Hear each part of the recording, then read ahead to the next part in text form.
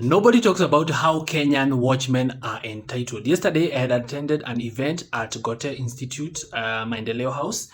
There was something to do with the nightlife talks, something like that.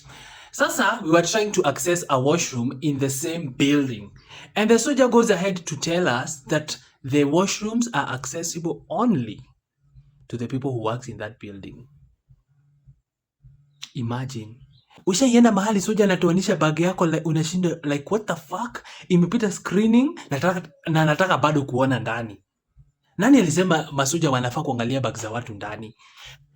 Hakuna mtu anafaa kuingia bag ya mtu kuangalia nini iko ndani. Au kama mtu ako na security issues, trust issues, waeke ile kitu ya kuscreen. Bag inapita inatoka ile side nyingine. Ama soja ukifika kwa gate anashinda ati umeenda kufanya nini? Can I see the documents? Can I see the documents?